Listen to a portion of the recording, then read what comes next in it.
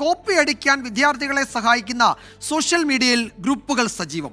WhatsApp, Telegram, Instagram പ്ലാറ്റ്ഫോമുകളിൽ പണം കൊടുത്തും സൗജന്യമായും പ്രത്യേകം തയ്യാറാക്കിയ കോപ്പികൾ വാങ്ങാം. 30 രൂപ മുതൽ ആരംഭിക്കുന്ന സംസ്ഥാനത്തെ കോപ്പി കച്ചവടം. 24 ഇൻവെസ്റ്റിഗേഷൻ. വിദ്യാർത്ഥികൾക്ക് ഇപ്പോൾ പരീക്ഷാകാലമാണ്. എന്നാൽ പരീക്ഷാ സംവിധാനത്തെ ആകെ അട്ടിമറിക്കുന്ന ചില ശ്രമങ്ങൾ നടന്നു വരുന്നുണ്ട്. സമൂഹ മാധ്യമങ്ങളിൽ വിദ്യാർത്ഥികളെ കോപ്പിയടിക്കാൻ സഹായിക്കുന്ന ഒരു മാഫിയ തന്നെ പ്രവർത്തിക്കുന്നു എന്നാണ് 24 അന്വേഷണത്തിൽ തെളിഞ്ഞിട്ടുള്ളത്.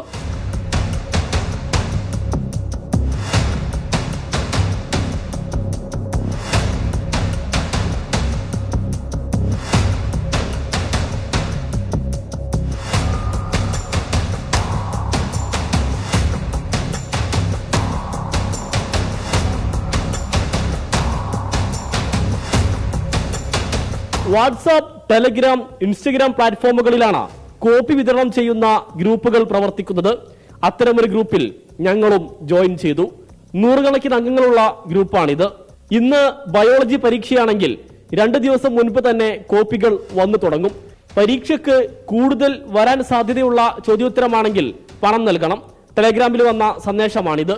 ചോദിച്ചിട്ടുണ്ട്, പ്രിന്റ് ചോദിക്കുന്നുണ്ട്. അപ്പോൾ പ്രിന്റിന് ആവശ്യമുള്ള എല്ലാവരും SLC, അതുപോലെ സയൻസ്, കൊമേഴ്സ്, +1 ആവശ്യമുള്ളവരെല്ലാവരും റേറ്റ് 200 എല്ലാ സബിനും. അപ്പോൾ ആവശ്യമുള്ളവർ, താല്പര്യമുള്ളവർ ഞാൻ QR കോഡ് ഇടും, അതിക്ക് പൈസ അയക്കാൻ നേരം മെസ്സേജ് അയക്കുക. എന്നാൽ അപ്പോൾ പ്രിന്റ് തരാം കേട്ടോ.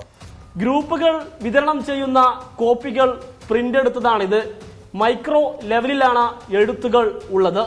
ഇവ കൃത്യമായി കട്ട് ചെയ്ത് വസ്ത്രത്തിലോ ശരീരത്തിലോ ഒളിപ്പിച്ചാണ് കുട്ടികൾ പരീക്ഷാ ഹാളിലേക്ക് എത്തുക.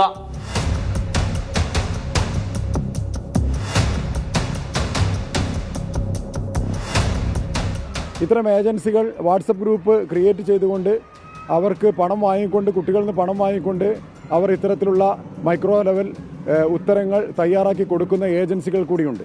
അത് പത്രദൃശ്യ മാധ്യമങ്ങളിലൂടെയൊക്കെ വന്നുകൊണ്ടിരിക്കുന്നുണ്ട്. എങ്കിലും അതിൻ്റെ ആഴം വളരെ വലുതാണ്.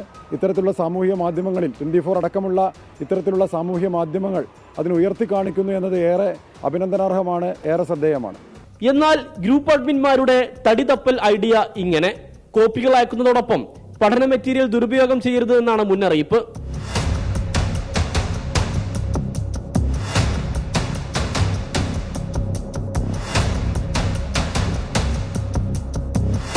കോപ്പിയടി ഒരു പുതിയ കാര്യമല്ല.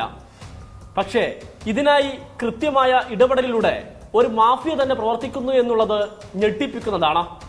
വിദ്യാഭ്യാസ നിലവാരത്തെ തന്നെ അട്ടിമറിക്കാനുള്ള ഇത്തരം ശ്രമങ്ങൾക്ക് കടിഞ്ഞാണിടേണ്ടതുണ്ട്. ക്യാമറാമാൻ അബിദ് കല്ലായിക്കൊപ്പം സമീർ ബിൻ കരീം, 24 തിരൂർ.